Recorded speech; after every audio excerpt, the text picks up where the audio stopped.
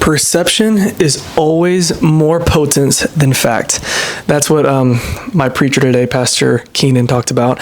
And that kind of stuck with me from the message. I think that we get hung up on what the facts are. And we think that the facts matter, which they do to a certain extent. And I myself am very bad at this because I tend to sometimes get stuck on the facts. And I'm like, but that's not what happened.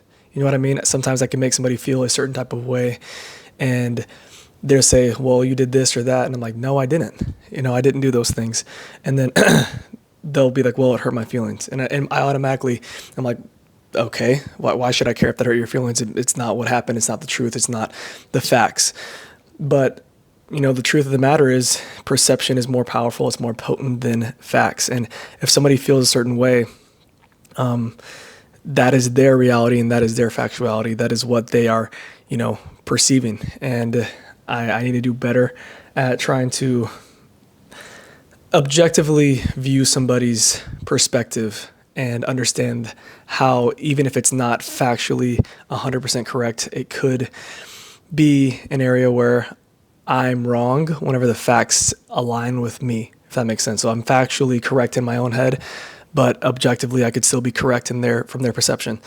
So it just comes down to humility and understanding that we can be wrong at times, even whenever we are right. Kind of weird.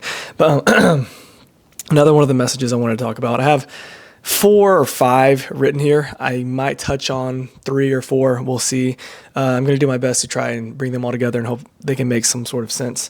But there are a lot that stuck out to me. That was the first one from Pastor Keenan. The second one was from Chris Williamson's podcast. I want to say Higher Up Bonus. I can't remember what. Modern Wisdom. Sorry about that. I had a brain fart. Modern Wisdom is his podcast, and he had Dr. Arthur Brooks on, and they said to differentiate the difference between what do you want and what do you want to want. And that's a bit of a tongue twister, and it also kind of doesn't make sense conceptually, because it's like, what's the difference? If I want this, I want it. What do you mean want what I want? So what I mean is, when you ask yourself, what do I want? Do you say, I want financial freedom? I want to, be famous. I want to be known. What do you want in your heart? What do you truly want? Only we know. If I'm being completely honest, I crave a sense of, I want people to understand me, and I want people to see me for who I am, and I want my message to be seen. I want to blow up as a content creator, and that's my prideful standpoint. That's what I really, want deep down. I want other things as well. I want a beautiful family, and I want, close relationship, close-knitted things. But when it comes to content creation, I pridefully want those things. And I think where the growth can come in is changing what I want to want. I need to change that into being, if I, in a perfect world, where would I see myself sitting and have the thought that I want to be kind, and I want to cultivate relationships, and I want to grow as a person, and I want to do these things, but I truly want to do it. I truly want to do it. That's what I want to want.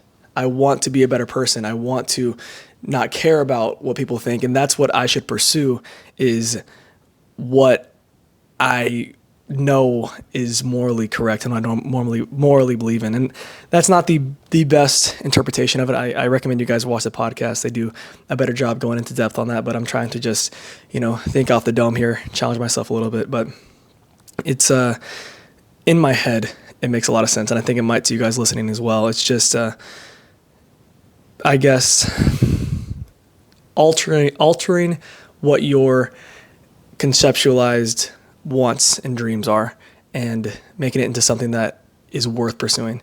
Now, the last thing is, so this one is completely off the rails, just a thought I had randomly.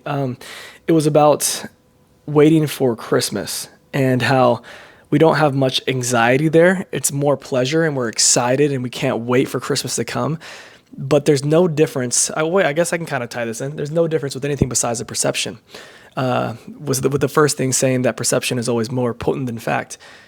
So the fact is there's uncertainty with Christmas, but we're certain that we're going to get good gifts. If we could have the mindset that we're certain that tomorrow will be a beautiful gift and will work out correctly and be something that is amazing to look forward to, if we could alter our minds to have a clean slate, no matter how today played out, with tomorrow being an opportunity, and think of it as a present that we get to unwrap and turn into something great, like it's Christmas every single day. I think that would eliminate. I think that would eliminate a lot of people's anxiety and at least give them a better perception of how much control you can truly have over your reality. So, view tomorrow as Christmas, and whenever you have that feeling of anxiety, put it into a place of positive feeling.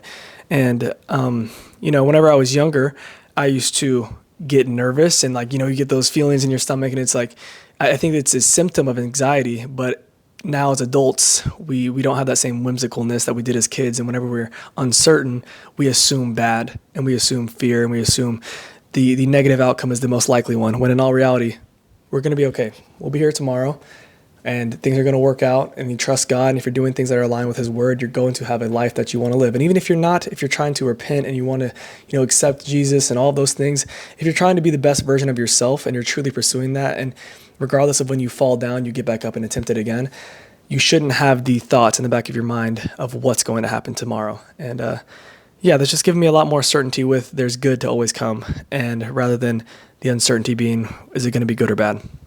So, I guess the message is perception. Control your perception and understand that you can't control the perception of others. So, that's the message for tonight.